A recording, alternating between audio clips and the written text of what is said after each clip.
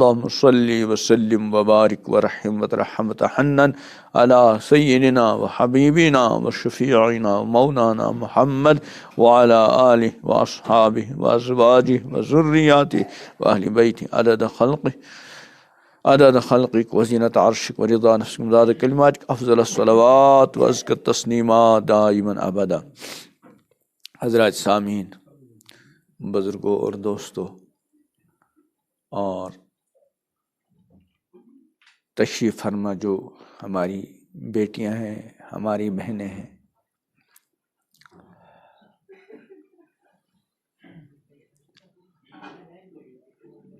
ایک بات تو ابھی ہمارے مولوی عزیز الرحمن صاحب نے آپ سے یہ کہی کہ جو بات کہی جائے اس کو دھیان کے ساتھ سنیں، اور دوسری بات یہ ہے کہ عمل کی نیت سے سنیں، اس لیے کہ رسول اللہ صلی اللہ علیہ وسلم کا فرمان ہے انما الاعمال بالنیات وانما لامرئ ما نوی، کہ اعمال کا دار و مدار نیتوں پر ہے، اور انسان کے لیے وہی ہے جس کی وہ کیا کرے، نیت۔ یہ ہمارا سننا اور ہمارا سنانا دین کی بات کا یہ بھی ایک عمل ہے۔ اگر ہم صرف سننے کی نیت سے سنیں تو بس سننا ملے گا، اور اگر عمل کی نیت سے سنیں گے تو انشاءاللہ عمل کرنا آسان ہو جائے گا۔ ہم سب ایمان والے ہیں، اللہ تعالیٰ اس ایمان کی دولت کو ہمیشہ قائم رکھے، اللہ تعالیٰ ہم سب کو ایمان پر زندہ رکھے، ایمان پر موت عطا کرے، اور مرنے کے بعد دوبارہ اللہ ہمارا ایمان والوں کے ساتھ حشر کرے۔ یاد رکھیں، اس کائنات میں ایمان سے بڑھ کر کوئی اور دولت نہیں۔ 2 منٹ کے لیے مان لیجئے ایک انسان کو دنیا میں سب کچھ مل گیا، لیکن خدا نہ خواستہ ایمان نہیں ملا تو واللہ اس کو گویا کچھ بھی نہیں ملا۔ اور دوسرا انسان اگر اس کو 2 منٹ کے لیے مان لیجئے کچھ بھی نہیں ملا لیکن ایمان ملا تو اس کو یہ یقین کر لینا چاہیے کہ مجھ کو سب کچھ ملا۔ اللہ نے ہم کو بغیر کہے، بغیر مطالبے اور بغیر محنت کے ایمان کی دولت عطا فرمائی۔ اللہ تعالیٰ اس کی قدردانی کی توفیق عطا کرے۔ اللہ نے ہم کو ایمان والے گھروں میں پیدا فرمایا۔ لاکھوں نہیں اربوں کی تعداد میں پوری دنیا میں لوگ ایسے ہیں جو غیر ایمان والوں کے گھروں میں پیدا ہوئے اور بغیر ایمان ہی کے زندگی گزار رہے ہیں۔ اگر خدا نخواستہ اسی طرح دنیا سے چلے گئے تو ہمیشہ کی جہنم۔ ہمارے ایک دوست نو مسلم، ان کے کسی رشتہ دار کا بھی انتقال ہو گیا، وہ بڑے پریشان تھے کہ ہم اپنے ان غیر ایمان کی حالت میں مرنے والے رشتہ داروں کے لیے دعا بھی نہیں کر سکتے۔ ان کو ایمان کی قدر آتی ہے۔ ہمارے ایک اور دوست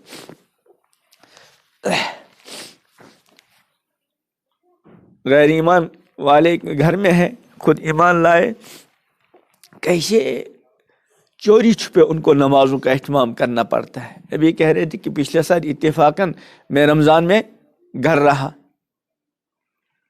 ہم تو ذرا سے عذر کی وجہ سے روزے چھوڑ دیتے ہیں، نمازیں چھوڑ دیتے ہیں، تو اس اللہ کے بندے نے کیا کیا، گھر والوں سے کہا کہ مجھے ڈاکٹر نے دن میں کھانے پینے سے منع کیا ہے، اور اس بہانے پورے مہینے کے روزے رکھے۔ تو اللہ نے ہم کو ایمان والے گھروں میں پیدا فرمایا، ہمارے ماں باپ ایمان والے، ہمارے آبا و اجداد ایمان والے، ہم بھی اللہ تعالیٰ نے ہم کو بھی ایمان والا بنایا۔ تو اس سے بڑھ کر کوئی دولت نہیں۔ ایک تو ہم اللہ تعالیٰ کا اس ایمان پر بار بار کیا کریں، شکر ادا کریں۔ اللہ آپ کا بہت بڑا احسان ہے، آپ نے ایمان کی دولت سے نوازا۔ یا اللہ اب یہ ایمان ہمیشہ قائم بھی رہے اور اس ایمان پر ہماری موت بھی ہو۔ ایمان کیا ہے؟ ہم پڑھتے ہیں آمنت باللہ، میں ایمان لایا کس پر؟ اللہ۔ ہم سب کا ایمان اللہ پر ہے کہ اس پوری کائنات کا خالق مالک کون ہے؟ صرف ایک اللہ۔ ہر طرح کے نفع اور نقصان کا مالک صرف کون ہے؟ ایک اللہ۔ وہ اللہ ہمیشہ سے تھا، ہمیشہ، نہ اس کی ابتدا اور نہ اس کی انتہا۔ باقی ساری جتنی مخلوقات ہیں سب کس نے پیدا کی؟ اللہ نے۔ ایک تو ہمارا اللہ پر ایمان ہے اور وہ ہماری دلوں کے احوال سے باخبر ہے۔ ہم جو بھی کچھ کرتے ہیں اس کو سب پتہ ہے۔ ہماری آنکھوں نے اب تک جو کچھ دیکھا اللہ کے علم میں سب۔ ہم تو بہت کچھ دیکھ کر بھول گئے لیکن اللہ نہیں بھولتے۔ ہم نے زبانوں سے کیا کہا آج تک اللہ کے علم میں ہے۔ ہم نے کیا سنا اللہ کے علم میں ہے۔ ہم کہاں کہاں گئے اللہ کے علم میں ہے۔ تو ایک تو ایمان کس پر؟ اللہ پر۔ وہ ملائکتی، اور ایمان لاتے ہیں ہم کن پر؟ فرشتوں پر۔ اللہ کے فرشتے جو ہیں اللہ کی ایک نورانی مخلوق ہے جو ہم کو نظر نہیں آتی، لیکن القرآن نے بتایا، امام الانبیاء حضرت محمد عربی صلی اللہ علیہ وسلم نے بتایا، ہم دل سے مانتے کہ ہاں فرشتوں کا وجود ہے۔ ایمان اسی چیز کا نام ہے۔ الذین یؤمنون بالغیب، جو بن دیکھے ایمان لاتے ہیں۔ اور فرشتوں کے بہت سارے کام ہیں۔ ایک بہت بڑا کام جس کا ہمارے ساتھ تعلق ہے کہ اللہ تعالیٰ نے ہم میں سے ہر کسی کے ساتھ کتنے فرشتے لگا رکھے؟ 2، جن کو کیا کہتے ہیں؟ کرامن کاتبین۔ وہ اب بھی ہمارے ساتھ ہیں۔ میرے ساتھ 2 فرشتے اور سالہ سال سے میرے اعمال لکھ رہے ہیں، میری فائل بنا رہے ہیں۔ آپ میں سے بھی ہر کسی کے ساتھ ہر وقت 2 فرشتے لگے رہتے ہیں۔ ان کا کام ہے آپ کا اور میرے ساتھ لگے ہیں فرشتوں کا کام ہے میرا فائل وہ بنا رہے ہیں۔ ادھر والا فرشتہ نیکیوں کو لکھتا ہے اور بائیں سائڈ بیٹھا ہوا فرشتہ برائیوں کو لکھتا ہے۔ وہ فائلیں بنا رہے ہیں اور ایک وقت آئے گا جب ہم اس دنیا سے جائیں گے تو ہماری فائل کیا ہوگی؟ اب بند ہوگی۔ پھر جب میدان محشر میں سب کو جمع ہونا ہوگا تو ہر کسی کو اس کا فائل دے دیا جائے گا۔ قرآن پاک میں ہے وَوُضِعَ الْكِتَابُ فَتَرَى الْمُجْرِمِينَ مُشْفِقِينَ مِمَّا فِيهِ، یعنی اس فائل کو دے دیا جائے گا، فائل کو رکھ دیا جائے گا ہر ایک بندے سے۔ تو اللہ فرماتے ہیں جل شانہ، اے مخاطب فَتَرَى الْمُجْرِمِينَ، آپ مجرموں کو دیکھیں گے جو دنیا میں مجرمانہ زندگی گزارتے تھے، نہ نماز، نہ روزہ، نہ تلاوت، نہ حلال و حرام، نہ جائز ناجائز کا کوئی خیال نہیں، بس جو جی میں آیا جانوروں کی طرح زندگی گزار رہے ہیں۔ جو جی میں آیا کھایا، جو جی میں آیا پیا، اور جہاں جو تعلقات چاہا جس کے ساتھ چاہا قائم کر لیے۔ جیسے جانور ہوتا ہے نا، بیل، گائے، ان کے سامنے جو بھی کوئی کھانے کی چیز آ گئی وہ کھا لیں گے۔ کسی کی باڑی میں گھس گئے، کسی کے باغ میں گھس گئے، کسی کی دکان پر گھس گئے، جو سامنے آئے گا اس کو کھائیں گے۔ ان کو حلال حرام سے کوئی لینا دینا نہیں۔ جہاں پیاس لگ گئی جو چیز سامنے مل گئی پینے کی پی لیں گے، ان کے حلال حرام نہیں۔ کوئی بھی بیل گھر سے نکلا، باہر کوئی بھی گائے مل جائے تو وہ اپنی ضرورت پوری کرے گا، اس کے لیے نکاح حلال حرام کا کوئی معاملہ نہیں۔ لیکن ہم کو اللہ نے کیا بنایا ہے؟ انسان۔ انسان ہو کر جو ایسا کرے گا کہ جو جی میں آیا کھایا، حلال حرام جائز ناجائز کی کوئی پرواہ نہیں، جو جی میں چاہا پیا کوئی پرواہ نہیں، اور جس لڑکے کا، جس مرد کا، جس عورت کے ساتھ جس طرح چاہا اٹھنا بیٹھنا رہا کوئی پرواہ نہیں۔ قرآن فرماتا ہے انہم الا کالانعام، یہ چوپائے چوپائے، بل ہم اضل، چوپائیوں کی طرح نہیں بلکہ بل ہم اضل، یہ چوپائیوں سے بھی بدتر، بیل گائے سے بھی بدتر۔ اس لیے کہ اللہ تعالیٰ نے ان کو تو پابند نہیں بنایا، انسان کو پابند بنایا ہے، عقل دی ہے۔ تو اللہ کیا فرماتے فَتَرَى الْمُجْرِمِينَ، آپ ان مجرموں کو دیکھیں گے جو جانوروں کی طرح دنیا میں زندگی گزارتے تھے، حلال حرام جائز ناجائز، اللہ کی رضا ناراضگی کی کوئی پرواہ نہیں۔ ان کو کس حال میں دیکھو گے؟ اللہ فرماتے ہیں جل شانہ مشفقین، وہ ڈر رہے ہوں گے، کانپ رہے ہوں گے، مما فی، ان جرموں کی وجہ سے، ان اعمال کی وجہ سے جو ان کی فائلوں میں کیا ہوں گے؟ درج۔ کس نے کیے ہوں گے؟ فرشتوں نے۔ اور کیا کہیں گے؟ وَيَقُولُونَ يَا وَيْلَتَنَا، ہائے افسوس، ہائے افسوس، مَا لِهَذَا الْكِتَابِ، یہ تو عجیب کتاب ہے، لا یغادر صغیرۃ ولا کبیرہ، نہ تو اس نے کوئی چھوٹا عمل چھوڑ رکھا، ولا کبیرہ، اور نہ کوئی بڑا عمل، الا احصاہا، مگر اس نے سارا ریکارڈ کر رکھا ہے. یہ انسان کہے گا وہاں.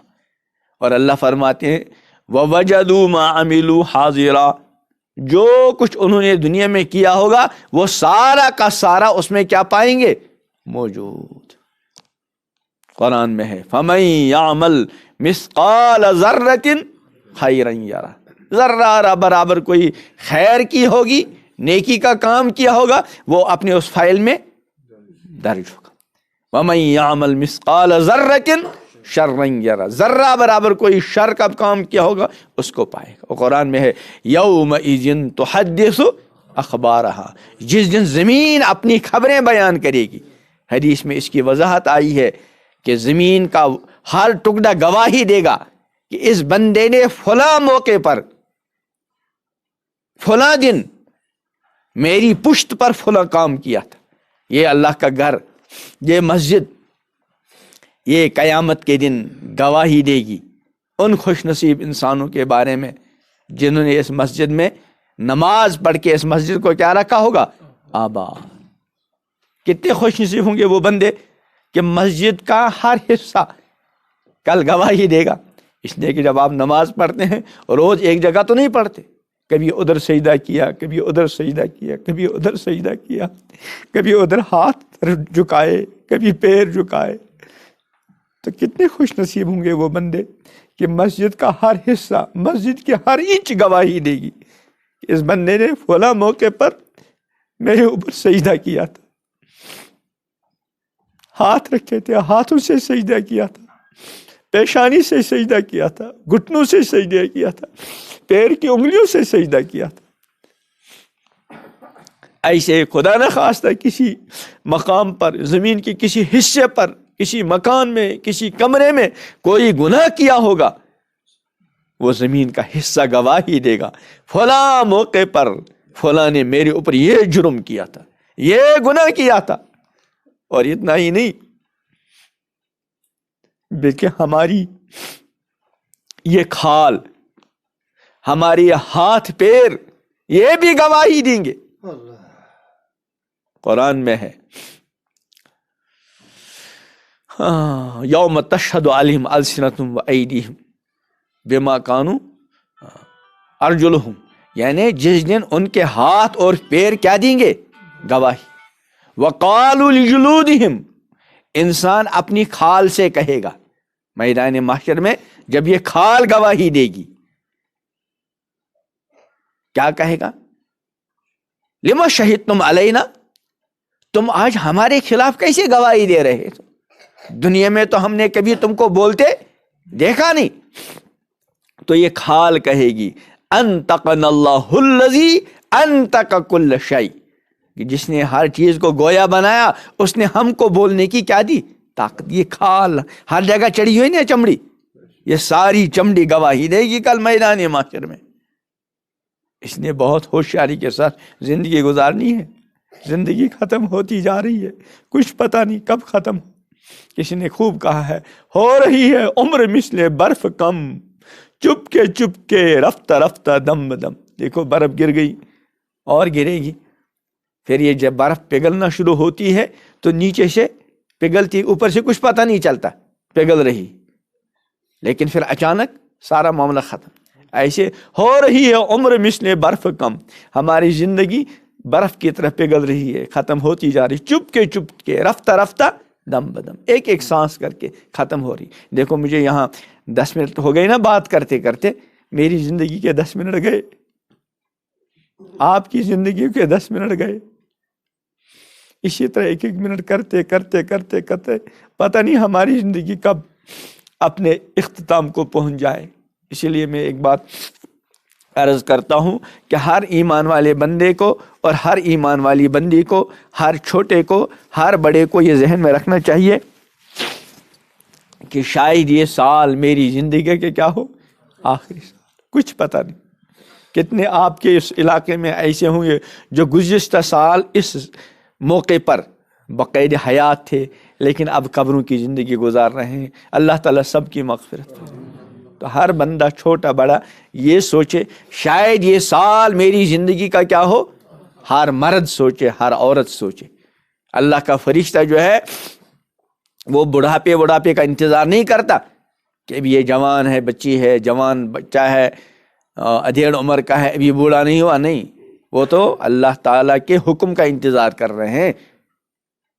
جہاں اللہ کا حکم آیا وہیں روح قبض کر لی۔ وہ کسی کے بڑھاپے کو نہیں جانتا، وہ اللہ کے حکم کو جانتا ہے۔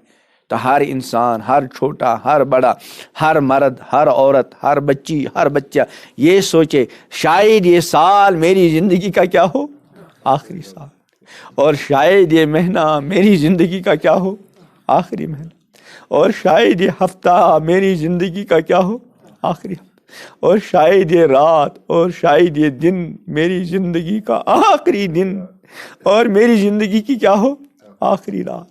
بلکہ امام الانبیاء حضرت محمد عربی صلی اللہ علیہ وسلم کا ایک فرمان ہے، ایک نصیحت ہے، صلی صلاۃ مودع، رخصت کرنے والوں کی نماز پڑھو۔ رخصت کرنے والوں کی نماز پڑھنے کا ایک مطلب تو یہ ہے کہ جب بندہ نماز پڑھے تو ہر چیز کو اپنے سے الگ کر لے۔ اب میں ہوں اور میرا کون ہے، اللہ ہے۔ اب مجھ سے کسی سے کوئی لینا دینا، میری ساری زندگی، میرا سارا وجود، میری آنکھ، میرے ہاتھ، میرے پیر، میرا دل، میرا دماغ، میرا ہر معاملہ بس اب اللہ کے ساتھ، سب چیز کو رخصت کر دے۔ اب کسی سے کوئی لینا دینا۔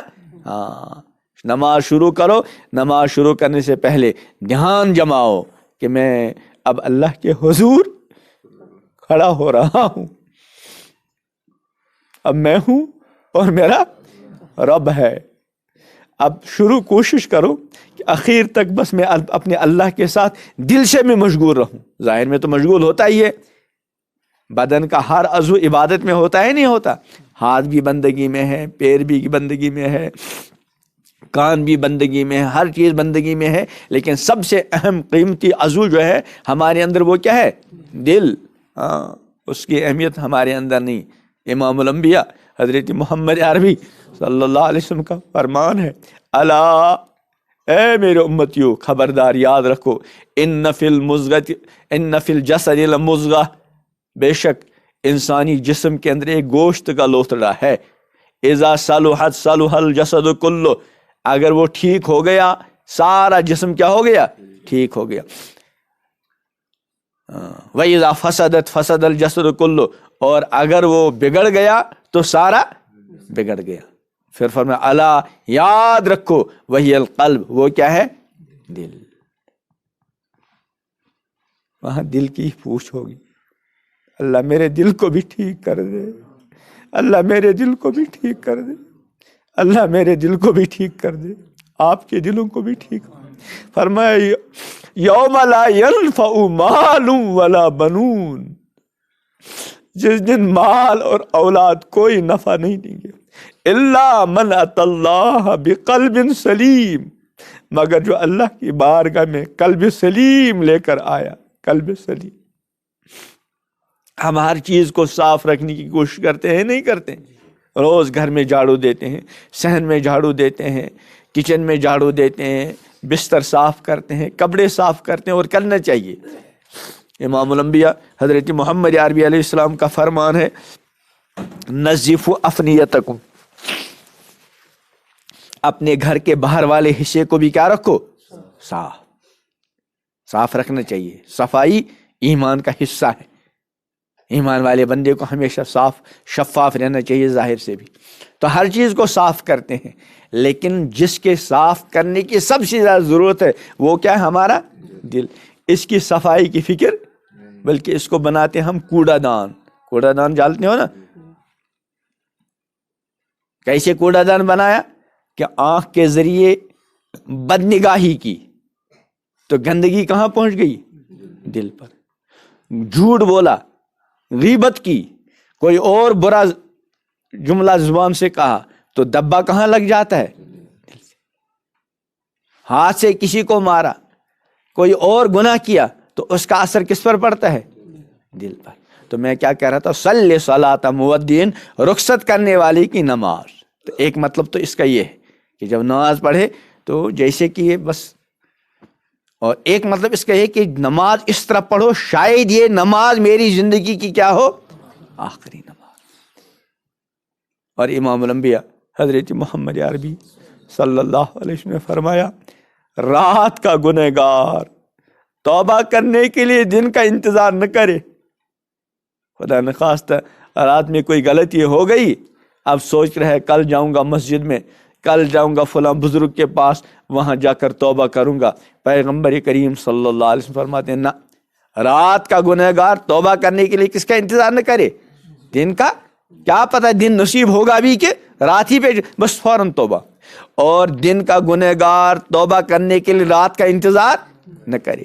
دن میں غلطی ہو گئی، اب اپنی جگہ سوچ رہا ہے اب غلطی تو ہو گئی، اب میں رات کو تہجد کے وقت اٹھوں گا، جس وقت اللہ تعالیٰ اپنی شان کے مطابق آسمانی دنیا پر نزول فرما ہوتے ہیں اور اللہ کی طرف سے ندا ہوتی ہے حل من سائل، ہے کوئی مانگنے والا اس کو میں عطا کروں، ہے کوئی گناہوں کی معافی چاہنے والا میں اس کو معاف کروں، ہے کوئی توبہ کرنے والا میں اس کی توبہ قبول کروں۔ تو انسان کو دن میں غلطی ہوگی، اب سوچا تہجد کے وقت اٹھ کر توبہ کروں گا۔ پیغمبر کریم علیہ السلام فرماتے ہیں نہ، دن کا گنہگار توبہ کرنے کے لیے کس کا انتظار نہ کرے، رات کا انتظار نہ کرے، کیا پتہ رات نصیب ہوگی بھی کہ نہیں، بس فوراً توبہ کر لو۔ اور یہاں سالہ سال گزر گئے، سالہ سال، توبہ میں تاخیر نہیں، توبہ میں تاخیر نہیں۔ فرمایا اللہ تعالیٰ نے انما التوبۃ علی اللہ، اللہ کے ذمہ ہے توبہ قبول کرنا، کس کے لیے، للذین یامنون السوء بجہالہ، جن سے نادانی سے گناہ ہو گیا لیکن ثم یتوبون من قریب، پھر فوراً کیا کرتے ہیں، توبہ، فاولئک یتوب اللہ علیہم، یہ ہیں وہ لوگ جن پر اللہ توجہ فرماتے ہیں اور اللہ ان کی توبہ کیا کرتے ہیں، قبول۔ اور آگے کیا فرمایا، اس کو دھیان سے سنیے، فرمایا وَلَيْسَتِ التَّوْبَةُ، نہیں ہے توبہ کس کے لیے، لِلَّذِينَ يَعْمَلُونَ السَّيِّئَاتِ، جو گناہ پہ گناہ، گناہ پہ گناہ، گناہ پہ گناہ کرتے گئے حَتَّى إِذَا حَضَرَ أَحَدَهُمُ الْمَوْتُ، یہاں تک کہ ان میں سے کسی کے پاس موت آ پہنچی اور اب اس کو لگ گیا اب تو مرنے جا رہا ہوں، اب تو بچنے کی کوئی امید نہیں، بالکل مایوس ہو گیا زندگی سے، فرشتے نظر آنے لگے، آخرت کا عالم منکشف ہونے لگا، اب کیا کہہ رہا، قال انی تبت الآن، یا اللہ اب میں نے توبہ کی۔ اللہ فرماتے اب نہیں، اب نہیں۔ اس لیے توبہ کا دروازہ جو بند ہوگا دو طریقے پر، ایک ہے اجتماعی طور پر توبہ کا دروازہ بند ہونا، وہ کب ہوگا، جب آفتاب مشرق کے بجائے کہاں سے نکلنا شروع ہوگا، مغرب سے۔ اب سب کے لیے توبہ کا دروازہ بند ہے، کوئی کافر ایمان لانا چاہے اب قبول نہیں، کوئی گناہ گار توبہ کرنا چاہے اب توبہ نہیں، اس وقت سب کے لیے توبہ کا دروازہ بند ہوگا۔ ایک ہے الگ الگ توبہ کا دروازہ بند ہونا، وہ کب ہے، حدیث میں ان اللہ یقبل توبۃ العبد ما لم یغرغر، کہ اللہ تعالیٰ توبہ قبول کرتے ہیں بندے کی جب تک گھرگھرے کا عالم نہ ہو۔ گھرگھرے کا عالم کا مطلب بس زندگی کے اس سٹیج پر پہنچ گیا، اب اس کو بچنے کی کوئی امید، اب توبہ کرے کہنا اب نہیں، اور یہ وقت کب آئے گا کچھ پتہ نہیں۔ تو میں کیا کہہ رہا تھا، ہمارا ایمان کس پر ہے، فرشتوں پر بھی۔ تو اس میں نے کہا تھا فرشتے کے الگ الگ کام ہیں، کچھ فرشتے ایسے ہیں جو ہمارے دائیں بائیں ہر وقت ساتھ رہتے ہیں، اور کچھ فرشتے ایسے ہیں جو اس وقت مسجد میں تشریف فرما ہے نا، حدیث میں آتا ہے نا، جب اللہ کے لیے اللہ کے بندے اللہ کی یاد میں دین کی نسبت سے بیٹھتے ہیں تو اللہ تعالیٰ کے فرشتے ان کو گھیر لیتے ہیں، ہے نا، اور اللہ کی رحمت ان کو ڈھانپ لیتی ہے، سکینہ ان پر اترتا ہے، اور اللہ تعالیٰ اپنے فرشتوں میں ان کا کیا کرتے ہیں، تذکرہ کرتے ہیں۔ اور مجلس کے اخیر میں اللہ فرشتوں سے پوچھتے ہیں کہاں گئے تھے، فلاں جگہ، وہ حدیث ہے بار بار سنی ہوگی. پھر آخر میں اللہ فرماتے ہیں فرشتوں تم گواہ رہو میں نے ان سب کو بخش دیا. اللہ تعالیٰ آج ہم سب کی مغفرت کرے. اللہ میری توبہ کو بھی سچی توبہ بنا دے, آپ کی توبہ کو بھی سچی توبہ بنا دے. تو ایک ہے فرشتوں پر ایمان, وہ کتبی اور اللہ کی کتابوں پر ایمان, ساری کتابوں پر ایمان. لیکن آخری کتاب کون ہے؟ قرآن مقدس. قرآن مقدس اس پر ہمارا ایمان ہے, یہ آخری کتاب ہے. اس کتاب پر ایمان بھی لانا ہے, اس کتاب کو پڑھنا بھی ہے, صحیح تلاوت سیکھنی ہے. ماشاءاللہ آپ کے یہاں علماء حفاظ ہیں, یہ مولوی عزیز الرحمان صاحب ہیں, مولوی عنایت اللہ اور دوسرے لوگ ہیں. میں ابھی جب یہ تلاوت کر رہا تھا تو مجھے یاد ہے چھوٹا بچہ تھا, زندگی کو گزرتے گزرتے دیر نہیں لگتی, چھوٹا بچہ تھا, اب جوان ہو گیا. اب پتہ نہیں اللہ ان سب سے کام لیے. مولوی عنایت اللہ چھوٹے تھے, زندگی گزرتے گزرتے دیر نہیں لگتی. اس لیے جو کچھ کرنا ہو بندہ کر لے, بڑھاپے کا انتظار نہیں کرے. جوانی میں بہت عظیم نعمت ہے, جوانی, صحت بہت بڑی نعمت ہے, لیکن ہم قدر نہیں کرتے, بس دنیا ہی کے دندوں میں لگے رہتے ہیں. ٹھیک ہے دنیا کا بھی کام کرنا ہے, کھیتی باڑی بھی ہے, تجارت بھی ہے, ملازمت بھی ہے, جو کچھ حلال طریقے سے آدمی کر رہا ہے یہ بھی ٹھیک ہے, لیکن یہ ہماری زندگی کا اصلی مقصد نہیں ہے. تو ہماری ضرورتیں ہیں وہ پوری ہوتی رہیں گی, کرنی ہے, لیکن اصل کام تو اللہ کی بندگی ہے, اصل کام نماز ہے, اصل کام اللہ کی یاد ہے, اصل کام توبہ و استغفار ہے, اصل کام اپنے رب کو کیا کرنا ہے, راضی. تو قرآن, ساری کتابوں پر ایمان, آخری کتاب قرآن ہے. اپنے بچوں کو ہم سب قرآن پڑھائیں. ٹھیک ہے اسکول پڑھتے ہیں, بچے پڑھتے ہیں, بچیاں پڑھتے ہیں, وقت کی ضرورت ہے, لیکن قرآن کے بغیر مسلمان کس کام کا؟ اس لیے قرآن کو صحیح تلاوت کے ساتھ, صحیح تلفظ کے ساتھ پڑھیں. پیغمبر کریم علیہ السلام کا فرمان ہے القرآن حجت لک او علیک. قرآن یا تو تمہارے خلاف حجت ہے یا تمہارے حق میں حجت ہے. اگر قرآن کا حق ادا کیا تو ہمارے حق میں حجت بنے گا, اگر قرآن کے حق تلفی کی تو خلاف حجت بنے گا. اور آج کل بہت قرآن کے حق تلفی ہو رہی ہے, اللہ معاف کرے. صحیح قرآن پڑھنا آتا ہی نہیں, جبکہ قرآن میں ہے وقال الرسول یا رب ان قوم اتخذوا هذا القرآن مہجورا. پیغمبر کہیں گے اے رب میری اس قوم نے اس قرآن کو کیا چھوڑا, پشت پشت. آج ہمارے یہاں یہ تو معاملہ ہے, ہمارے بچے ظاہری اعتبار سے, مروجہ اعتبار سے بڑی بڑی ڈگریاں حاصل کرتے ہیں, ٹھیک ہے ضرورت ہے, لیکن قرآن کی طرف توجہ نہیں. اپنے بچوں کو, اپنی بچیوں کو صحیح تلفظ کے ساتھ قرآن پڑھائیں, قرآن سمجھائیں, اور گھر کے اندر گھر کے جتنے افراد ہیں سب روزانہ پابندی کے ساتھ قرآن کی تلاوت کریں. قرآن کی تلاوت کے بغیر ایمان والا بندہ کس کام کا؟ قرآن کے حقوق میں سے ہے ایک اہم حق, قرآن کی کیا کرتے رہیں, تلاوت کرتے رہیں. بڑے بھی, چھوٹے بھی, مرد بھی, عورتیں بھی, قرآن کے ساتھ اپنا خاص لگاؤ ہو. دیکھو قرآن پیغمبر پر اترا صلی اللہ علیہ وسلم, لیکن پیغمبر اللہ سے قرآن مانگتے ہیں, یعنی قرآن اترا ان پر, پھر بھی قرآن مانگتے ہیں اللہم انی اسألک بکل اسم هو لک سمیت به نفسک او انزلته فی کتابک او علمته احد من خلقک او استأثرت فی علم الغیب عندک ان تجعل القرآن العظیم ربیع قلبی. بہت واسطے دے کر پیغمبر علیہ السلام اللہ سے مانگتے ہیں اے اللہ قرآن کو میرے دل کی بہار بنا دے. اللہ ہمارے دلوں کی بھی قرآن کو بہار بنا دے.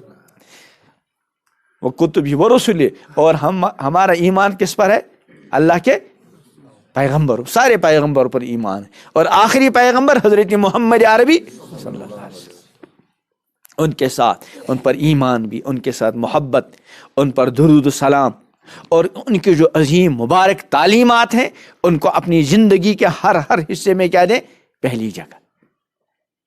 پیغمبر کے ساتھ بڑی محبت. دیکھو ہمارے پیغمبر حضرت محمد عربی صلی اللہ علیہ وسلم راتوں کو اپنی امت کے لیے رویا کرتے تھے, بہت دعائیں مانگا کرتے تھے. پیغمبر کریم علیہ السلام اپنی امت کے لیے, اس دنیا میں بہت سارے رشتے ہیں ہے نا. ہم ان رشتوں کا خیال بھی رکھتے ہیں اور رکھنا چاہیے، لیکن سب سے بڑے رشتے ہمارے 3 ہیں. ایک ہمارے اللہ کے ساتھ ہمارا رشتہ کہ وہ ہم اس کے بندے ہیں اور وہ ہمارا معبود ہے، ہمارا رب ہے، ہمارا خالق ہے، ہمارا مالک ہے. دوسرا رشتہ ہمارا کس کے ساتھ ہے؟ اسلام کے ساتھ، دین کے ساتھ. اور تیسرا رشتہ ہمارا حضرت محمد عربی صلی اللہ علیہ وسلم. یہ رشتوں کا بہت خیال رکھنا کہ میں اللہ کا بندہ ہوں، وہ میرے رب ہیں، میں اس کے خلاف کیسے چل سکتا ہوں؟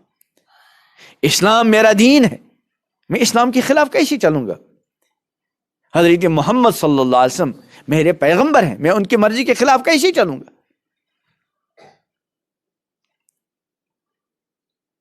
والیوم الآخر والقدر والیوم الآخر، اور قیامت پر ایمان کہ ایک وقت آنے والا ہے یہ سارا نظام کائنات، آسمان، زمین، ستارے، پہاڑ سب ختم. کب ہوگا اللہ جانتے، لیکن ہوگا ضرور. والقدر خیرہ وشرہ من اللہ تعالی، اور تقدیر پر ایمان، تقدیر پر. والبعث بعد الموت، اور مرنے کے بعد دوبارہ زندہ ہونے پر ایمان. اس لیے تو قرآن نے کیا فرمایا؟ کل نفس، ہر ایک کو موت کا ذائقہ چکھنا ہے. اور یاد رکھو ہم جتنے یہاں ہیں نا یا گھروں میں ہیں جہاں بھی ہیں، ہم میں سے ہر کسی کی موت کا وقت اللہ نے لکھ دیا ہے. اور کب لکھ دیا ہے؟ ابھی ہم اپنی ماؤں کے رحم میں ہی تھے، ابھی انسان پیدا نہیں ہوا ہوتا ہے، چند مہینے ابھی اس کے دنیا میں آنے میں باقی رہتے ہیں. اللہ وہی لکھواتا ہے فرشتوں سے کچھ چیزیں. ایک یہ کہ یہ کب تک دنیا میں زندہ، کتنے سال کے لیے آیا ہے، جتنے سال، جتنے مہینے، جتنے دن وہاں متعین ہوئے، اس میں ایک لمحے کی بھی کمی بیشی نہیں. اور دوسرے یہ بندہ دنیا میں جا کر کتنا کھائے گا پیے گا، یہ سب پہلے سے کیا ہے؟ اس لیے میری موت کا بھی وقت طے ہے، واللہ آپ کی سب کی موت کا وقت طے ہے. چھوٹے چھوٹے بچے ہیں، اللہ ان کی عمر میں برکت کرے، ان کی موت کا بھی وقت طے ہے. ہماری بیٹیاں، ہماری بہنیں جو یہاں بات سن رہی ہوں گی، ان کو بھی یقین رکھنا چاہیے کہ ہر کسی کی موت کا وقت کیا ہے؟ طے ہے. لیکن اللہ نے ہم کو بتایا نہیں، اچانک آ جائے گی. تو فرمایا کل نفس، ہر ایک کو موت کا ذائقہ چکھنا ہے. وَإِنَّمَا تُوَفَّوْنَ أُجُورَكُمْ يَوْمَ الْقِيَامَةِ. اب موت کے بعد معاملہ ختم ہوا ایسا نہیں، بلکہ اللہ فرماتے ہیں وَإِنَّمَا تُوَفَّوْنَ أُجُورَكُمْ يَوْمَ الْقِيَامَةِ. قیامت کے دن تم کو تمہارا پورا پورا بدلہ ملے گا، جیسا کیا ہوگا ایسا ملے گا. فَمَنْ زُحْزِحَ عَنِ النَّارِ وَأُدْخِلَ الْجَنَّةَ، جس کو جہنم کی آگ سے بچایا گیا. اللہ ہم سب کو جہنم کی آگ سے بچائے. جہنم کی آگ سے بچنے کا اللہ نے حکم دیا ہے. یا ایھا الذین آمنوا قوا انفسکم واہلیکم، اے ایمان والو بچاؤ اپنے آپ کو اور بچاؤ اپنے گھر والوں کو، اہل و عیال کو. کس سے؟ جہنم کی آگ سے. میں کبھی گزارش کیا کرتا ہوں، دیکھو سردی کا موسم چل رہا ہے نا، ہم نے سردی سے بچاؤ کا سامان کیا ہے نہیں کیا؟ گرمی میں کسی کے پاس فیرن لگا ہوتا ہے؟ نہیں. اب سر کے پاس فیرن ہے، جاکٹ ہے، اور اندر سے تھرمل لگا ہوا ہے. بعض کے پاس کانگڑیاں ہوتی ہیں، کچھ آگ جلاتے ہیں گھر میں، کچھ حمام رکھتے ہیں، کچھ یعنی گھر کا جو بڑا ہوتا ہے نا، وہ اپنے سارے گھر والوں کے لیے سردی سے بچاؤ کا کیا رکھتا ہے؟ سامان رکھتا ہے، پہلے سے کر کے رکھتا ہے کہ بھائی آگے سردی آ رہی ہے، کوئلے تیار کرو، کانگڑیاں رکھو، فیرن بناؤ، گرم کپڑے بنواؤ. حالانکہ جن کے لیے اس نے کانگڑیوں کا انتظام کیا، فیرن کا انتظام کیا، پتہ نہیں وہ سردیوں تک زندہ رہے گا بھی کہ نہیں، لیکن ہم کر رہے ہیں. حالانکہ سردی چند مہینے کی ہوتی ہے. تو اللہ فرماتے ہیں کہ کیا فرماتے ہیں؟ اے ایمان والو قوا انفسکم، بچاؤ اپنے آپ کو، واہلیکم، اور اپنے اہل وال. کس سے؟ نارا، آگ سے. کون سی آگ؟ جہنم کی آگ. دنیا کی آگ کے مقابلے بہت گرم. کتنی؟ حدیث میں آتا ہے کہ جہنم کی آگ کی حرارت دنیا کی آگ کے مقابلے میں 70 گنا زیادہ ہے. اور پھر جو اللہ بچائے آگ سے، یہاں کی آگ سے بھی بچائے، وہاں کی آگ سے بچائے. جن کو آگ میں ڈالا جائے گا قرآن نے فرمایا کلما نضجت جلودہم، جب ان کی ایک ایک کھال جل جائے گی، ختم ہو جائے گی، بدلناہم جلودا غیرہا، ہم اس کی جگہ نئی کھال پیدا کریں گے۔ کیوں؟ لیذوقوا العذاب، تاکہ عذاب کا سلسلہ چلتا رہے۔ تو اللہ فرماتے ہیں قوا انفسکم، بچاؤ اپنے آپ کو کس سے؟ اور اپنے اہل و عیال کو کس سے؟ جہنم کی آگ سے۔ میں ایک گزارش کیا کرتا ہوں جہاں موقع آتا ہے بات کرنے کا کبھی، کہ جتنی ہم کو اپنے اہل و عیال کی سردی سے بچانے کی فکر ہے عملاً، جہنم کی آگ سے بچانے کی اتنی عملاً فکر نہیں۔ آپ کے پورے اس پٹی میں شاید پھیرن کے بغیر اور نماز کے بغیر کتنے ہیں؟ کتنے ہیں؟ اس مسجد سے منسلک کتنے گھر ہیں؟ امام صاحب کہاں ہیں؟ امام صاحب 50 گھر ہیں۔ ہر گھر میں کتنے نمازی مانیں گے ہم جن کو مسجد میں آنا چاہیے؟ عورتوں کو نہیں، بڑوں کو اور سمجھدار بچوں کو۔ کتنے ہوں گے؟ 5 50 ضرب 5 کتنے ہو گئے؟ 250۔ فجر میں کتنے ہوتے ہیں امام صاحب؟ 15-20، یعنی 500 میں سے کتنے؟ 15-20، چلو 20 ہی مان لو، تو گویا کہ 100 میں سے 4۔ انا للہ و انا الیہ راجعون۔ حالانکہ جہنم کی آگ سے بچانے میں بہت اہم معاملہ کس کا ہے؟ نماز کا۔ حدیث میں ہے نا، اول ما یحاسب بہ العبد یوم القیامہ الصلاۃ، قیامت کے سب سے پہلے حساب جو لگے گا کس کا لگے گا؟ نماز کا۔ جہنم سے آگ سے بچاؤ میں سب سے زیادہ عمل دخل ایمان کے بعد کس کا ہے؟ نماز کا۔ اور حدیث قرآن میں ہے جب اللہ تعالیٰ جنتیوں کو جنت میں بھیج دیں گے اللہ ہم سب کو جنت عطا کرے، اور جہنمیوں کو جہنم میں بھیجیں گے اللہ ہم سب کو جہنم سے بچائے۔ قرآن میں ہے کہ پھر ان جنتیوں اور جہنمیوں کو آپس میں گفتگو کا کیا دیں گے؟ موقع۔ جنتی جہنمیوں سے سوال کریں گے۔ کیا سوال کریں گے؟ ما سلککم فی سقر، تم کو جہنم میں کس جرم نے پہنچایا؟ ہم تو ایک ہی بستی میں علاقے میں رہتے تھے، تم جہنم میں کیسے گئے؟ جہنمی جو جہنم میں جانے کی پہلی وجہ بیان کریں گے۔ قرآن نے فرمایا قالوا لم نک من المصلین، کہ بھائی ہم نماز پڑھنے والوں میں سے نہیں تھے۔ کتنے اہم ہے نماز۔ تو سردیوں سے بچاؤ کی زیادہ فکر کرنی ہے کہ جہنم کی آگ سے، اور جہنم کی آگ سے بچانے میں ایمان کے بعد سب سے بڑا عمل دخل کس کا ہے؟ نماز کا۔ تو پورے علاقے میں بغیر فیرن کے کوئی نہیں۔ کانگڑی والوں کے یہاں ہر کسی کے پاس کانگڑی، لیکن جہنم کی آگ سے بچنے کے لیے ہر کسی کے پاس نماز نہیں۔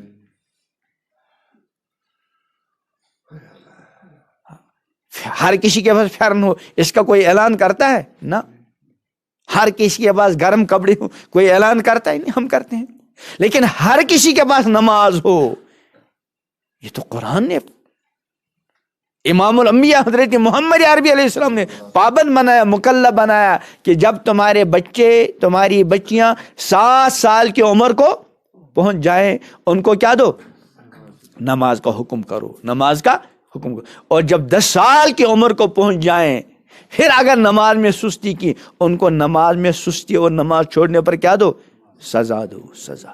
یہ پیغمبر علیہ السلام کا حکم ہے۔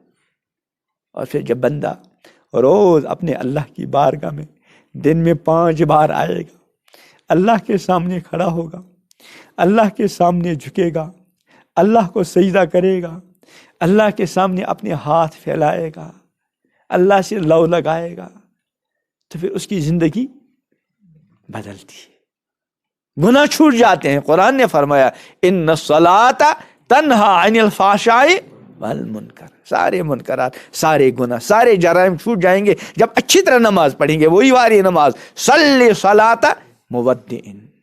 اور جب نماز کے لیے آ جاؤ، ہمارا یہ بھی معاملہ ہے کہ جو تھوڑے بہت نمازی ہوتے ہیں وہ نماز کو جس طرح ہمیں پڑھنا چاہیے اس طرح بس یہ کھانا پوری سی عادت۔ عادت کا مطلب کیا ہے؟ کوئی مشین ہو، ہم نے بٹن دبایا، اب مشین کا ہر پرزہ چالو ہو گیا، کچھ اور نہیں کرنا پڑتا۔ ہماری نماز عموماً مشین کی طرح یا اللہ اکبر کہہ دیا اب ہر چیز خود بخود ہو رہی ہے، یہ ایسی نماز نہیں ہوتی. ہر چیز کو سوچ سمجھ کر اب اللہ اکبر میں اللہ کی بارگاہ میں کھڑا ہو رہا ہوں، اب مجھے تکبیر کرنی ہے، اللہ کی بڑائی بیان کرنی ہے، پہلے اپنے دل کو اللہ کی طرف رخ کر لوں، متوجہ کر لوں. اللہ اکبر، اب میں اللہ کے سامنے کھڑا ہو گیا. اس کو سوچے، اب میں اللہ کا کلام پڑھ رہا ہوں، اب میں اللہ کا کلام سن رہا ہوں، اب میں اللہ کی بارگاہ میں جھکنے جا رہا ہوں. سوچ کر جائے، عادت کے طور پر نہیں، عبادت کے طور پر. اب میں اللہ کے بہت قریب جا رہا ہوں. سجدے میں اللہ کے بندہ کیا ہوتا ہے؟ حدیث میں ہے کہ بندہ جو اپنے رب کے سب سے زیادہ قریب ہوتا ہے تو کب ہوتا ہے؟ سجدے کی حالت میں. نماز پڑھنے آ جائے تو یہ سمجھ کر نماز پڑھ لے کہ نماز ہی میری زندگی کا مقصد ہے، میں آیا ہی ہوں دنیا میں کس لیے؟ نماز کے لیے.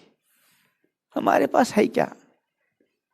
اور تو ہم زیادہ وہ نہیں، کم سے کم 5 وقت کی نماز تو پڑھ لیں، قرآن کی تلاوت تو کر لیں، بڑے بڑے گناہوں سے اپنے آپ کو چھوٹے گناہوں سے بھی بچائیں. کبھی بندہ بچے، کوئی کوتاہی غلطی ہوگی فوراً اللہ تعالیٰ کی بارگاہ میں کیا کریں؟ توبہ. تو میں نے آیت کیا تلاوت کی؟ یا ایھا الذین آمنوا قوا انفسکم، بچاؤ اپنے آپ کو، بچاؤ اپنے اہل و عیال کو کس سے؟ جہنم کی آگ سے. اور جہنم کی آگ سے بچانے میں سب سے پہلے ایمان. اللہ نے ہم کو ایمان دیا ہے، اللہ اس پر قائم رکھے. اس کے بعد 5 وقت کی نماز، روزانہ قرآن پاک کی تلاوت اور اللہ کا ذکر، تسبیحات کی پابندی، کلمہ طیبہ پڑھ لیا، تیسرا کلمہ پڑھ لیا، درود شریف پڑھ لیا، استغفار پڑھ لیا. بس چلتے پھرتے زبان ہے. دیکھو زندگی ختم ہوتی جا رہی ہے نا؟ کچھ حاصل تو کر لیں ہم. کالی حدیث پڑھا رہا تھا کہ آج ہی حضور علیہ السلام نے فرمایا کہ ہر بندہ مرنے کے بعد نادم ہوگا. جو اچھائی کرنے والا ہوگا، دنیا میں اچھا کرتا تھا، اس کو بھی ندامت ہوگی. کیوں؟ وہ کہ ہر یار اگر میں نے اور زیادہ کیا ہوتا تو کیا اچھا تھا. وہ نماز بھی پڑھتا تھا، اچھے اچھے کام کرتا تھا، اس کو ندامت ہوگی کاش کہ میں نے اور زیادہ کیا ہوگا. اور جو برائی میں وہ تو نادم ہوئیں گے ہی کہ ہم نے کیوں نہیں کیا. تو کل نفس، ہر ایک کو موت کا پیالہ، موت کا ذائقہ چکھنا ہے. وَإِنَّمَا تُوَفَّوْنَ أُجُورَكُمْ يَوْمَ تم کو پورا پورا بدلہ قیامت کے دن دے دیا جائے گا. فَمَنْ زُحْزِحَ عَنِ النَّارِ، جس کسی کو جہنم کی آگ سے بچایا گیا، وہ ادخل الجنت، اور کہاں داخل کر دیا گیا؟ جنت میں. فقد فاز، وہ کامیاب ہے. چاہے دنیا میں غریب رہا ہو، امیر رہا ہو، ڈگری والا ہو، بغیر ڈگری کے ہو، افسر ہو، مزدور ہو، گاؤں میں رہتا ہو، شہر میں رہتا ہو، حاکم ہو، محکوم ہو، اگر جہنم کی آگ سے بچایا گیا اور جنت مل گئی تو کامیاب ہے. رہی ہے دنیا کی زندگی، اللہ فرماتے ہیں جل شانہ وَمَا الْحَيَاةُ الدُّنْيَا إِلَّا مَتَاعُ الْغُرُورِ. دنیا کی زندگی کیا ہے؟ دھوکے کا سامان، کوئی چیز ساتھ جانے والی. امام الانبیاء حضرت محمد عربی صلی اللہ علیہ وسلم فرماتے ہیں کہ بنی آدم کہتا ہے میرا مال میرا مال میرا مال، کہتے ہیں نا فلاں جگہ میری کوٹھی ہے، فلاں جگہ میرا مکان ہے، فلاں جگہ میری زمین ہے، فلاں جگہ میرا باغ ہے، فلاں جگہ فلاں چیز ہے. انسان کہتا رہتا ہے اور دوسرے بھی کہتے ہیں بھائی یہ فلاں کا ہے، یہ بھی فلاں کا، یہ بھی فلاں کا. حضور علیہ السلام فرماتے ہیں حالانکہ اے بنی آدم تیرا نہیں ہے مگر کل 3 چیزیں. کتنی؟ ما اکلتا فافنیتا، جو کچھ تو نے کھا لیا اور ہضم کر لیا وہ اپنا، جو کھایا وہ اپنے کام آیا. وما، اور جو کچھ تم نے پہنا، اور فابلیتا، وہ بالکل بوسیدہ ہو گیا وہ بھی اپنا، جو ہم کپڑے پہنے ہیں نا ہمارے کام آ رہا. اور تیسری چیز جو کچھ تم نے اپنی زندگی میں اللہ کے راستے میں خرچ کر لیا وہ بھی تمہارا، باقی تمہارا کچھ نہیں. تو فرمایا وَمَا الْحَيَاةُ الدُّنْيَا إِلَّا مَتَاعُ الْغُرُورِ، دنیا کی زندگی دھوکے کا سامان. زندگی کا بہت حصہ گزر چکا ہے، کس نے کس طرح زندگی گزاری، ہر ایک اپنی جگہ سوچے، اور آج انشاءاللہ ایک نئے ارادے کے ساتھ انشاءاللہ یہاں سے اٹھیں گے۔ ایک تو اللہ سے معافی مانگیں گے، شرمندگی کے ساتھ اپنے اعمال اللہ کی بارگاہ میں پیش کرنا چاہیے، کرتے رہنا چاہیے۔ یا اللہ، مجھے جس سے زندگی گزارنی تھی میں اقرار کر رہا ہوں، مجھ سے ایسا نہیں ہو سکا، پتہ نہیں میری آنکھوں نے کیا کیا غلط دیکھا، پتہ نہیں میری زبان سے کیا کیا غلط نکلا، پتہ نہیں میرے کانوں نے کیا کیا غلط سنا، پتہ نہیں میرے ہاتھوں نے کیا کیا غلط کیا، پتہ نہیں میرے پیر کن کن غلطی کی طرف چلے، پتہ نہیں میں نے کس طرح غلط طریقے سے کمایا، غلط طریقے سے خرچ کیا، پتہ نہیں میرے کہاں کہاں غلط تعلقات رہے۔ ہم تو بھول بھی جاتے ہیں نا بہت کچھ کر کے، لیکن اللہ نہیں بھولتا۔ ہماری ساری کتابی زندگی اللہ کے سامنے ہے، ہر چیز پر اللہ کی نظر ہے، لیکن وہ پردہ پوشی کرتا ہے، وہ اپنے بندوں کو رسوا نہیں کرتا۔ اللہ چاہتے ہیں کہ یہ میرے بندے بس چپ کے اپنا توبہ کر لے، میں ان کے گناہ کیا کروں؟ معاف کروں۔ اللہ کو معاف کرنے میں دیر نہیں لگتی۔ فرمایا قل یا عبادی الذین اسرفوا، کہیے اے وہ بندو، اسرفوا علی انفسہم، جن نے اپنی جان پر کیا کیا ہے؟ ظلم کیا، میری نافرمانی کی۔ کیا کہو ان سے؟ لا تقنطوا من رحمت اللہ، کہ اللہ کی رحمت سے نا امید، ان اللہ یغفر الذنوب جمیعا، اللہ سارے گناہ معاف کر دے گا، انہ هو بہت مغفرت فرمانے والا، رحم فرمانے۔ کرنا کیا ہے؟ فرمایا انیبو الی ربکم، کہاں اللہ کی نافرمانیاں کر کر کے دور چلے جا رہے ہو؟ انیبو، رجوع کرو، واپس آؤ اپنے رب کی طرف۔ کہاں جا رہے ہو؟ انیبو الی ربکم، اپنے رب کی طرف رجوع کرو۔ من قبل ان یاتیکم العذاب، اور جلدی کرو اس سے پہلے کہ عذاب آ جائے، ثم لا تنصرون، پھر تمہاری مدد نہیں کی جائے۔ واتبعوا احسن ما انزل الیکم من ربکم، تمہارے رب کی طرف سے جو اچھا ہدایت نامہ، قرآن، احکام تمہاری طرف نازل کیے گئے، ان کا اتباع کرو۔ من قبل، اس سے پہلے، ان یاتیکم العذاب وانتم لا تشعرون، اچانک عذاب آ جائے، تم کو شعور خبر بھی نہ ہو۔ اس لیے بس اللہ کی بارگاہ میں ایک تو اپنی زندگی کو پیش کر کے اللہ سے پچھلی زندگی کی کیا مانگیں گے؟ معافی، اور آئندہ ارادہ کریں گے انشاءاللہ ہم اللہ کی مرضی کے مطابق یہ تھوڑی سی زندگی جتنی بھی بچی ہے اللہ کی مرضی کے مطابق انشاءاللہ گزاریں گے، اور ساتھ ساتھ کوشش کریں گے اب تک کی زندگی میں جو کچھ ہم سے غلط ہو گیا اس کی تلافی توبہ کے ساتھ کریں گے، لیکن ساتھ ساتھ یہ کہ اگر پچھلی نمازیں چھوٹ گئی ہیں ان کی قضا، جس کو قضائے عمری کہتے ہیں، وہ شروع کریں گے۔ کسی کا حق کھایا ہے وہ ادا کریں گے، اور گھروں کے اندر ایک دینی ماحول، ماں ہے، بہن ہے، بیٹی ہے، بچی ہے، ہمشیرہ ہے، ان کو پردے والا لباس پہنائیں گے، فیشنی لباس نہیں۔ ایک حدیث سنا کر اپنی بات ختم کروں گا۔ پیغمبر علیہ السلام نے فرمایا ان قریب ایک زمانہ آئے گا، ان قریب، میری امت کے مرد عمدہ سے عمدہ سواریوں پر سوار ہو کر مسجدوں کے دروازوں تک آیا کریں گے۔ اب شہر میں دیکھیں گے، جہاں جہاں شہر ہیں وہاں جب جمعے کے دن ہوتا ہے تو باہر گاڑیوں کی کیا ہوتی ہے؟ لمبی قطار، لائن لگی ہوتی ہے۔ تو حضور نے پہلے پیشن گوئی دی، ان قریب ایک زمانہ آئے گا کہ میری امت کے مرد عمدہ سے عمدہ سواریوں پر سوار ہو کر مسجدوں کے دروازوں تک آئیں گے۔ لیکن گھر کا معاملہ کیا ہوگا؟ اس کو مجھے بھی سوچنا چاہیے، آپ کو بھی۔ فرمایا نساؤہم کاسیات عاریات، ان کے گھر کی خواتین لباس پہن کر ننگی۔ پہلے زمانے میں سمجھنا مشکل تھا، لیکن آج کل سمجھنا مشکل نہیں ہے، ہر آدمی گھر میں سمجھتا۔ اب تو مجھے پتہ نہیں یہاں کا ماحول، لیکن شہر میں اور اب تو ہر جگہ کہ لباس ادھورا، پورا جسم مستورات نے، سر ننگا، بال ننگے، چہرہ ننگا، یہ بھی ننگا پن ہے۔ اور دوسرا بعض جگہ لباس اتنا باریک کہ اندر کی چمڑی نظر، یہ بھی ننگا۔ اور سب سے ننگا پن یہ ہے کہ لباس اتنا ٹائٹ کہ انسان کی جو جسم کی جو ساخت ہوتی ہے، بناوٹ، وہ ابھر کر آ جاتی ہے، سب ننگا پن ہے۔ نساؤہم کاسیات عاریات، ان کے گھر کی خواتین لباس پہن کر ننگی۔ اور اتنا نہیں بلکہ فرمایا مائلاتن، ادھر ہی سے غیر مردوں کی طرف مائل ہونے والی، ممیلاتن، اور دوسروں کو اپنی طرف مائل کرنے۔ خدا نہ خواستہ کہیں ایسا تو نہیں کہ ہمارے گھر میں اس طرح کی کوئی ایسی چیز، علیہ باللہ، علیہ باللہ، بہت خطرناک حالت ہے۔ توبہ کرے بندہ۔ جو بچے، جو بچیاں ابھی غیر شادی شدہ ہیں وہ اللہ سے عہد کریں ہم انشاءاللہ اپنی جوانی کو داغدار نہیں بنائیں. اور اگر کہیں کوئی غلطی بندہ بشر ہو گئی ہو سچے دل سے اللہ کی بارگاہ میں توبہ. اور جو شادی شدہ ان کو تو اور زیادہ احتیاط کرنی کہ اللہ نے مرد کو حلال بیوی دی ہے لیکن اس کے باوجود خدا نخواستہ کوئی غلط راستہ اختیار کر لے. یہ تو ایسا ہی ہے جیسے مرغے کا اور سبزی اور چھوڑ کر کتے کا گوشت کھا رہا ہے. ایسی جس عورت کو اللہ نے حلال شوہر دیا وہ اس کو چھوڑ کر خدا نخواستہ کہیں اور. یہ تو ایسا ہے جیسے کہ گھر کے اندر اچھا حلال پکا ہوا ہے لیکن وہ کتے کا کھا رہی. اللہ کی بارگاہ میں سچے دل سے توبہ. تو ایک تو پچھلی زندگی سے اللہ سے انشاءاللہ معافی مانگیں گے اور آئندہ اس ارادے کے ساتھ چلیں گے کہ انشاءاللہ خود بھی دین پر چلیں گے اور اپنے سارے گھر والوں کو دین کے مطابق چلانے کی کوشش کریں گے. اللہ مجھے بھی نصیب کریں, آپ حضرات کو بھی. بس مختصر دعا کر کے بات ختم کریں.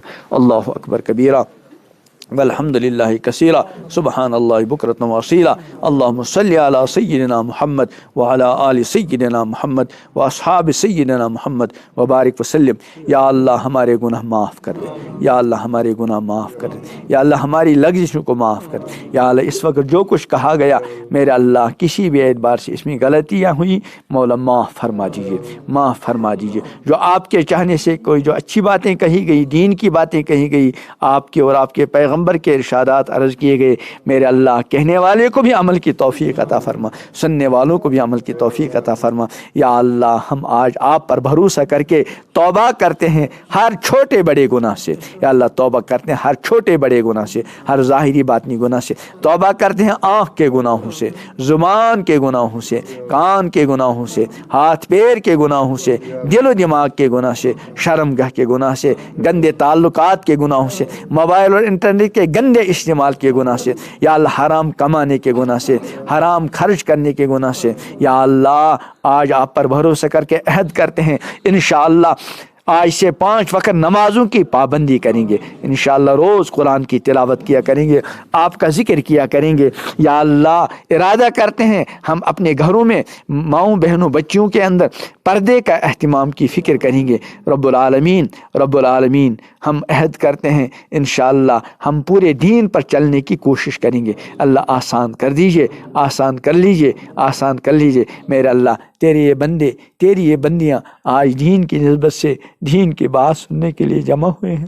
میرے اللہ اس جمع ہونے کو قبول فرما, اس جمع ہونے کو قبول فرما, اس جمع ہونے کو قبول فرما. ہم سب کے لیے یا اللہ ہدایت کاملہ کا فیصلہ فرمائیے, ایمان کامل کا فیصلہ فرمائیے, تقوی کامل کا فیصلہ فرمائیے. میرے اللہ جو بیمار ہیں انہیں شفا عطا فرما, جو پریشان حال ہیں ان کی پریشانیوں کو دور فرما, جو مقروضین ہیں ان کے قرضوں کو ادا کر دیں, جو بے روزگار ہیں انہیں حلال طیب عزت عافیت والا روزگار عطا فرما. یا اللہ جو بے اولاد ہیں انہیں اولاد صالح عطا فرما, جو اصحاب اولاد ہیں ان کے اولاد کو نیک و صالح دونوں جہاں میں اپنے والدین کی آنکھوں کی ٹھنڈک بنا. میرے عظیم اللہ اس مسجد کو ہمیشہ آباد رکھ, تمام ان اعمال سے جن اعمال سے مسجد نبوی دور نبوی میں آباد رہا کرتی تھی پورے عالم کے مساجد کے ساتھ. اللہ تیرے جو بندے جہاں جہاں انفرادی اجتماع تیرے دین کی حفاظت, تیرے دین کی اشاعت, تیرے دین کی سربلندی, تیرے بندوں کے ایمان مال جان عزت آبرو کی حفاظت کے لیے مختلف قسم کی کوششیں کر رہے ہیں, سب کی قدم قدم پر مدد فرما, قدم قدم پر مدد فرما. تمام دینی مدارس کی حفاظت فرما, مساجد کی حفاظت فرما. یا اللہ دینی کام کرنے والے افراد کی حفاظت فرما, جماعتوں کی حفاظت فرما. میرے اللہ ہم سب کو بھی اپنے دین کی آبیاری کے لیے قبول فرما, قبول فرما, قبول فرما. رب العالمین تیرے بندے تیری بارگاہ میں اپنے ہاتھ پھیلائے ہوئے ہیں. میرے اللہ ہر ایک کے ہر پریشانی کو دور فرما, ہر ایک کے ہر جائز حاجت کو پورا فرما. میرے اللہ جو کچھ مانگا عطا فرما, جو مانگنے سے رہ گیا بلا مانگے عطا فرما. ہر وہ خیر عطا فرما جو پیغمبر کریم صلی اللہ علیہ وسلم نے آپ سے مانگی ہے, اور ہر شر اور فتن سے ہماری پوری امت اور ساری انسانیت کی حفاظت فرما جن سے حضرت رسول رحمت صلی اللہ علیہ وسلم نے پناہ چاہیے. سبحان ربک رب العزت عما یصفون, سلام علیکم.